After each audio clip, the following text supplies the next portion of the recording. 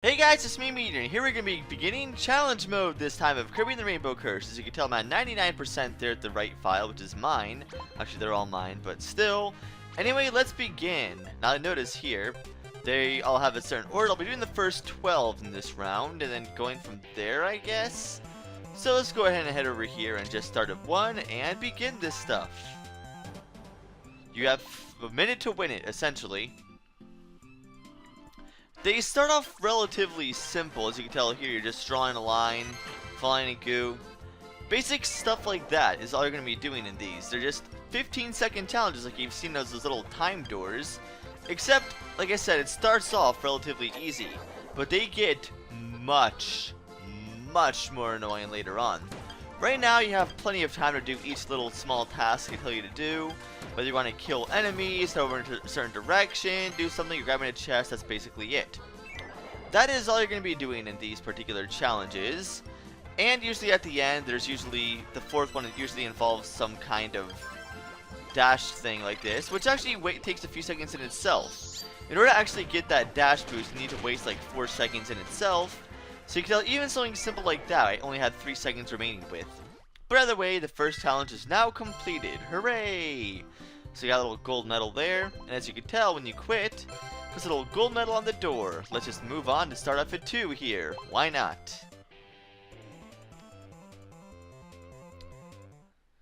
Everything is clouded. Thankfully, Kirby just removes the fog, and hey look, there's just we need.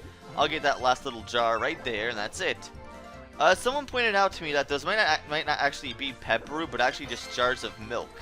And looking at it now, it kind of does look a lot like milk. Oh. Which is odd because there's no actual pep brew in this game if that's the case, but whatever. Not really a big deal regardless. It took me until I finished the Let's Play to actually figure that one out. Huh. And it actually took someone to point it out to me. But whatever. So you will thankfully don't have to kill all these Bronto birds. That would be annoying.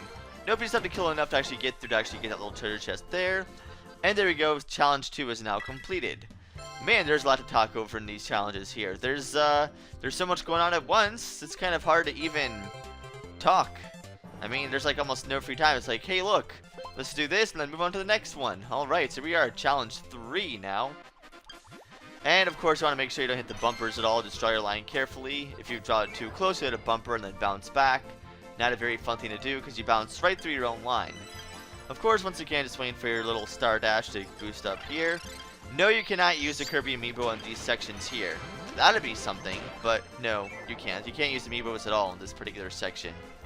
So don't try to. You will notice, oh, this one's annoying, right here. You have 2 small split-second shots to grab that chest, each one very far from each other. Just wait for the next one to appear right over here, and there he is. 1 second to spare. That one is very easy to miss, but I got it, so that's good. Now here, just keep drawing a line up to try and get Kirby to keep dashing. Just keep dashing. Kirby is quite dashing. Ha ha, but seriously, we got the treasure chest. That's all we need to do. Hooray! And challenge 3 is done. Now, the relative basic challenges are quite simple. I mean, there are only 4 little things to learn, and that's basically it. However, it gets harder for one particular thing, which you're going to see later. But right now, it's quite simple. Hey, look! Kirby's bouncing on springs. I'm just going to bounce myself over here. Just wait for it to come down. There we go. Yay!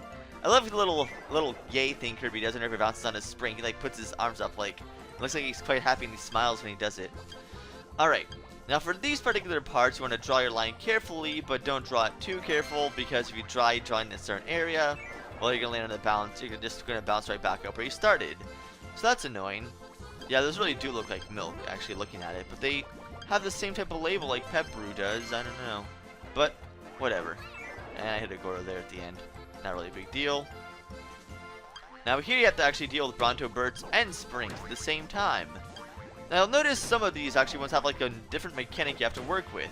The mechanic for this particular challenge set are the springs. In fact, all of the challenges here actually involve springs in some way, shape, or form. So that's interesting.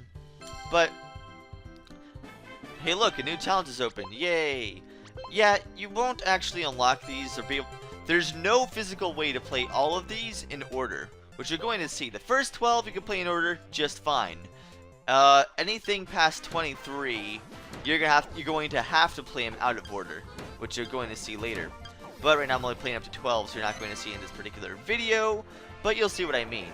In fact, it's probably going to be harder to actually separate these videos for that very reason, but whatever. Now, obviously there, since you have that spot that prevents you from drawing ink, you just have to dash Kirby into that. Here you want to actually make all these flowers appear and brighten up. And here, look, a treasure chest appears. Yay! The last time we actually made something appear by lighting up all the flowers was World 1, actually.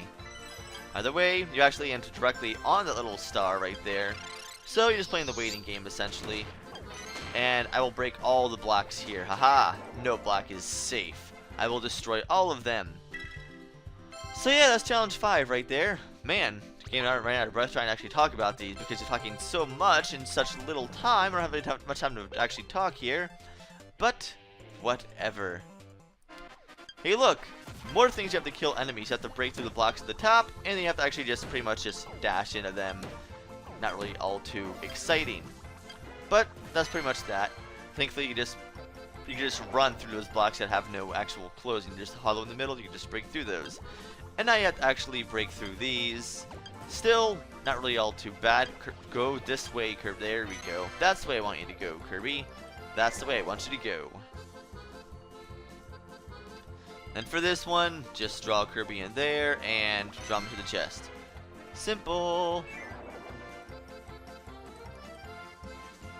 And for this one here, you want to actually draw 2 lines. Actually, guide Kirby along in the little corner here. Because you don't have much time. You're not going to be able to just dash all the way to there. You only have 15 seconds, so you have to actually kind of guide and force Kirby in that little spot right there. But it works. Either way, we get the gold right there. Now, the survival challenges are what I'm talking about that are extremely annoying.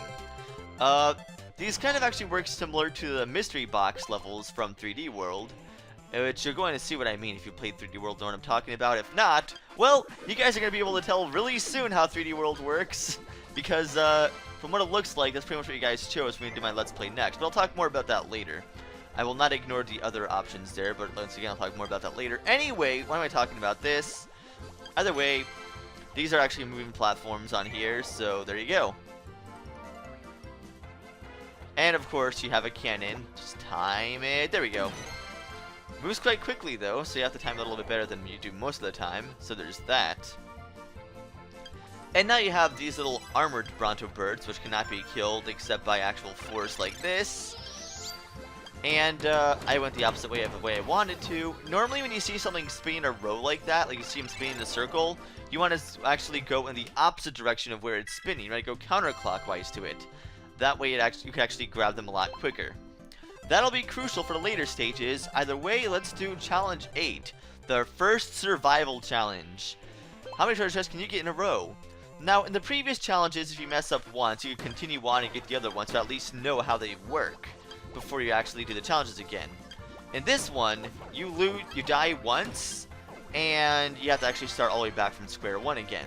So you pretty much have to do them all in a row, and you cannot get any practice in the later stages whatsoever. Works almost exactly like the mystery box levels from 3D World. But either way, the first survival challenge isn't really too hard. It's just getting you to learn the grand scheme of things, essentially. Just letting you learn how this works. You're pretty much going to be reviewing a lot of the things you've previously done in the survival challenges up to the challenges to this point, because the challenges that are 4 and 4 are pretty much teaching you the mechanics of some of the things you're going to be using in this, because a lot of the times in these survival challenges, not all the time, but a lot of the times you're going to see challenges that are essentially ones you've already seen, but with a new twist. So get used to that. It's kind of an interesting thing to learn. Here, just draw a line straight up, and hopefully you hit the treasure chest. There we go. As long as you actually draw a line straight up, the treasure chest will move faster than you moving over to the side, left or right.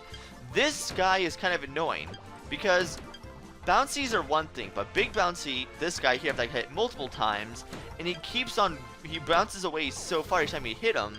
So after you're hitting him and killing him, I have 3 seconds to spare. You have to do it like a constant onslaught on him. Now if you notice here, there are no hollow blocks here, so you pretty much have to actually break all of them to continue up. As you can tell, it's a little bit a little bit changed up, a little bit different, and then you have to grab that treasure chest right... Oh.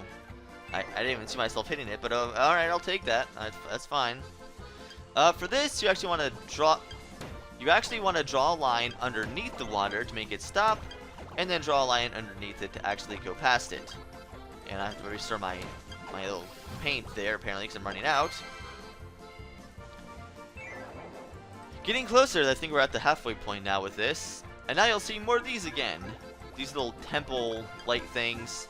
You'll be seeing a lot of these in the challenge modes, let me tell you. You'll be doing some interesting puzzles with them. Some more interesting than others, but regardless. Then there's this. As you notice, like I said before, go in the opposite direction of where they're spinning to give yourself a lot more time. Especially when you're waiting for the star dash delay there to actually get you anywhere. But that's pretty much that.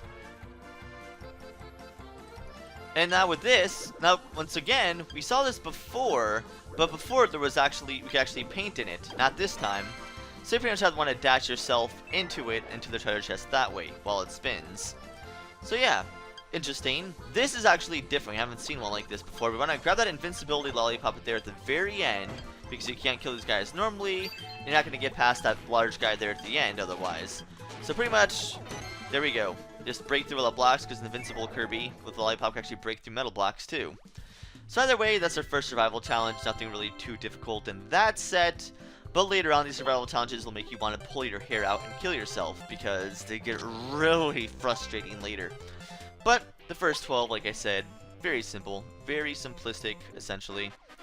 Now for these, you want to actually dash through just the hollow blocks. You actually want to guide Kirby in a way to actually break those and avoid the other blocks, because they could just waste time.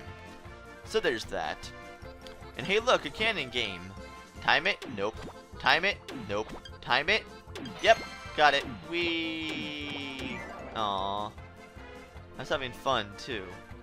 Now for this actually requires a lot of time. You need to go all the way across the room very quickly, line all of these up, and then get all these stars that appear afterward, and then get the chest right there.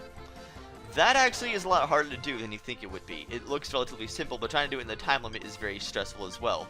This one's annoying though, because you have to, if you hit a bumper even slightly, you have to go back around.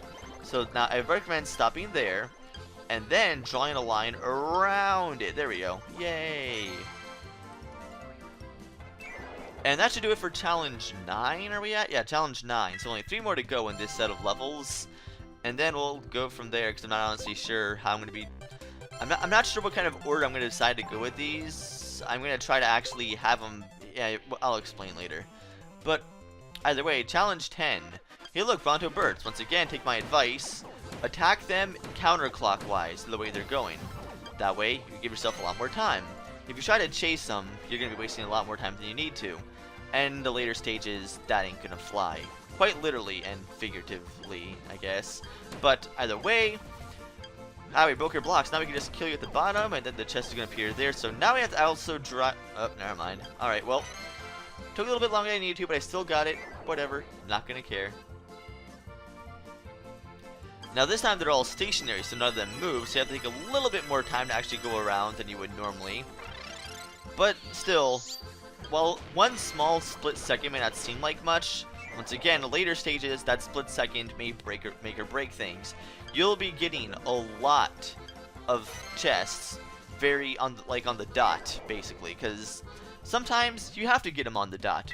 One in particular is more stressed for time than anything else, and it's, I think, coming up soon. I forget it's in this set or the next set, but we'll see it when we get to it. Either way, you're a cannon this time, so all of these challenges in this set and challenge 11 are all using the tank, which is kind of interesting because you're just tapping things, but things get more involved than just tapping. In fact, you have to use strategy in a lot later stages. I find it very clever how they actually chose some of these challenges in the later stages, because it starts off just like a simple, okay, just like a basic thing to do, but later on, some of these ideas are very unique, and I'm surprised aren't used more in the main game, because they're quite clever, I must say. It makes me use strategies and stuff that I never would have seen in the game otherwise. But either way, That's one thing. That's why I like the challenges so much in this game, as opposed to the ones from Canvas Curse, because these just use a lot of neat new ideas that I never would have thought of before. Whereas the Canvas Curse ones were essentially doing the exact same thing, except more skillfully, which is nothing wrong with that. But after playing the whole main game 5 times to 100% it, I kind of want something different. So essentially, whatever. Enough ranting. We're done with that. So I think we're done with Challenge 11 now. So that only leaves Challenge 12 left. Yes, I know new challenge is open, blah, blah, blah. We'll see a lot of that message quite often. Might be the one that you see. So let's just head over here and do number 12 now, the 1-minute challenges. And see where we go from here. Ooh, look. Mysterious treasure. And hey, look, there are some blocks we can't break normally. But thankfully, there's a little star for us to grab there. So just wait for the star dash and get it. Hooray! And I got the last little piece of rainbow jar that we have there. Lasers. Easy. Simple chest. Whoa. Aw, that hurt. Oh yeah, I'm not sure if I mentioned this already, but if you take any damage at all from these stages here, it actually brings you back to full health at the end of each challenge. So say you do one challenge, you take 2 health away, and the next challenge you'll be completely fine. Like they don't carry over. It took me a second to remember how to do this one because I was trying to remember like how the crap do I do this? Oh yeah. So basically, you don't want to actually draw a line completely underneath those little girder stone guys, otherwise it'll crush you. So you just want to draw ever so slightly to go around it and then make them drop so you can actually grab the treasure chest at the end. Either way, that does it for Challenge 12. So next time at Kirby the Rainbow Curse, we'll be tackling 13 to 23, 24 maybe? I have no idea, honestly, these things. Anyway, I will see you guys next time. Probably up to 23, I guess, maybe.